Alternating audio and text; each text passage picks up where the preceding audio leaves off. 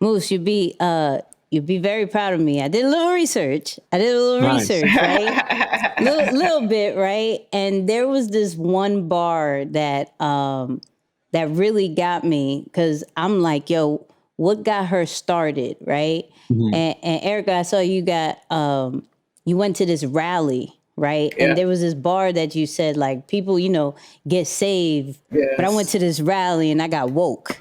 Right. Yes. Yes. So, Yeah. can you break down what was so impactful about that rally that made you do what you do and just inspired you to just save and help the community the way you do?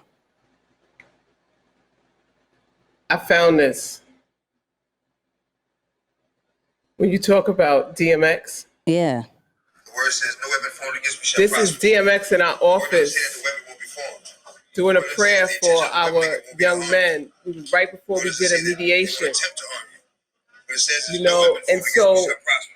when you Every talk time that about rises against what me, sparked shall me, judge. it's the same thing like when I first met X, right? X was the first artist to support the work that I was doing. And so, and this was in the late 80s. Hmm. And so, and I'm tying it back to getting woke because you connect to the word of people, right? People say like you guys, right?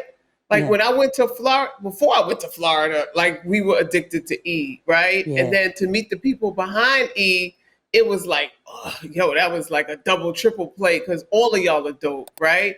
But the words that people spoke at that rally, that was the first time I was exposed to like really black stuff, Right. I grew up, my mother's from Panama, and so she had us in the church and going to Panama every summer and just doing things, chasing the drug dealers in our neighborhood is really what I did, right? And so listening to that and knowing that there's something going on in the world that is really changing the lives of people and not, it just was like, wow, like, and so of course it wasn't called getting woke in, but meeting people like X, meeting people like Tupac, meeting people like Deepak Chopra and presidents from other countries allow you to know that there's really, you don't compare yourself to people. And so when you talk about when you see me in a room, like when I'm in a room, I know I'm Erica Ford, right? And no matter what happens any day,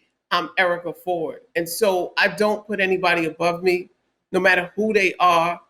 They just have different job titles or, whatever, but they're not a better person than me. They don't go to the bathroom different than me. They don't have the same needs, and so when you have that in your head, then everything else is simple because everything else is a process. Like my brother Moose say, you commit to it, right? You write it down, you commit to it, you go through it every day, it's going to become a reality because you're working towards that, And those people taught me how to, December 12th Movement was an organization, and they taught me how to really believe in yourself and do things other than what you just see on TV every day, and that was fabulous.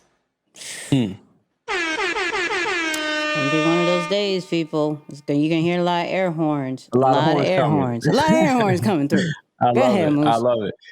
Erica, one of the things that I always thought about when I saw you in the space, and of course, we've had multiple one-on-one dialogues. Yes. But I think of the length of your career, and then I think of the many other people who I've met who've had similar interests. Like it seems like everybody who comes from a similar background who's been able to make it out, it's like, man, I want to go back and do, for my people what I wish I had. But there isn't many other organizations that have the same lifeline that you've had. Like you're talking about almost 40 years in the game. What was it that helped you to continue to keep going, right? Like it could have been easy for you. Oh, this was fun for a couple of years. Now let me go get let me look Real out for job. myself, make some As money. my Whatever mother the say, case. go get a real job. Right. And you've turned it into, we'll get into, of course, what you've done with it, in a little bit later, but man, it's like, what kept you going year after year, decade after decade?